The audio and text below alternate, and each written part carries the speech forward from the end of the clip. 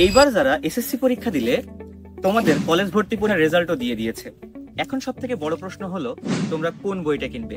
দেখো, এসএসসি তে তোমাদের সকল বই বোর্ড থেকে ফ্রি দেওয়া হতো, কিন্তু এইচএসসি তে তা দেওয়া হবে না। তোমাদের এইচএসসি তে টোটাল 7টা সাবজেক্ট, প্রত্যেকটা সাবজেক্টই প্রথম পত্র এবং দ্বিতীয় পত্র রয়েছে আইসিটি ছাড়া। এখন প্রত্যেকটা বই আবার 20 থেকে 25টা রাইটার লিখেছে। আজকের এই ভিডিওতে আমি তোমাদেরকে ক্লিয়ার করাবো কোন বইটি তোমাদের জন্য বেস্ট হবে।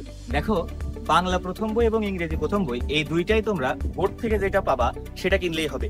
তবে আইসিটির জন্য বোর্ড বইটি আমি কিনতে নিষেধ করব, কারণ মাহবুবুর রহমান স্যারের সিস্টেক পাবলিকেশনসের যে বইটি আছে ওই বইটিতে সুন্দর ও সাবলীল ভাষায় উপস্থাপন করা রয়েছে।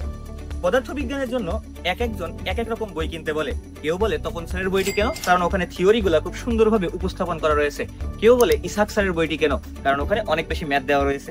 তবে আমি বলি পদার্থবিজ্ঞানের জন্য তোমরা লেকচার পাবলিকেশনসের শেলু স্যারের বইটি কেন, কারণ ওখানে সুন্দর সাবলীল ভাষায় যেমন ভাবে লেখা আছে ঠিক তেমন ভাবেই অনেক ম্যাথ দেওয়া আছে। আমি নিজে এটি পড়তাম। রসায়নের প্রথম এবং দ্বিতীয় পত্রের জন্য তোমরা হাজারিনাক স্যারের বইটা দেখতে পারো। প্রথম পত্রে হাজারিনাক স্যারের বইয়ের পাশাপাশি তোমরা অক্ষরপত্র প্রকাশনের বইটা রাখতে পারো, এবং দ্বিতীয় পত্রের ক্ষেত্রে তোমরা ভূগোল স্যারের বইটি সহায়ক বই হিসেবে রাখতে পারো।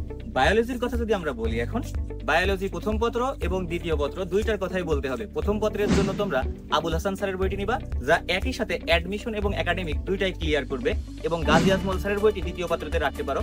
উভয় ক্ষেত্রেই তোমরা মাজেদ আমামের বইটি যদি সহায়ক হিসেবে রাখতে পারো খুবই ভালো হয়। উচ্চতর গণিতের ক্ষেত্রে অসীম কুমার সাহা স্যারের বইটি মানে অক্ষরপত্র পাবলিকেশনসের দুইটা পত্রই কিনতে পারো, তবে কেতাবউদ্দিন স্যারের বইটি সহায়ক হিসেবে অবশ্যই রাখবা, কারণ এইটা তোমাদেরকে অ্যাডমিশনে কিনতেই হবে। প্রচুর পরিমাণ ম্যাথ দেওয়া আছে টাইপ ভিত্তিক ভাবে। পরিশেষে একটা কথা বলতে চাই, তোমরা যেই স্যার বা যেই ভাইয়ার কাছে পড়বে তারা যেই বইটি সাজেস্ট করে ওইটাই কেনার চেষ্টা করো। তবে আমি রিসেন্ট একটা ইয়েতে দেখেছি যে অনেক স্যার বা ভাইয়া এমন কিছু বই সাজেস্ট করে যার থেকে অনেক ভালো কিছু বই বাজারে অ্যাভেলেবেল। এবার তোমাদেরকে টাকা বাঁচানোর কিছু টিপস দেই। প্রধান বই যেটি তোমরা কিনবা সেটা অবশ্যই লেটেস্ট এডিশনের বইটা কিনবা এবং নতুনটা কিনবা নতুন মার্কেট থেকে।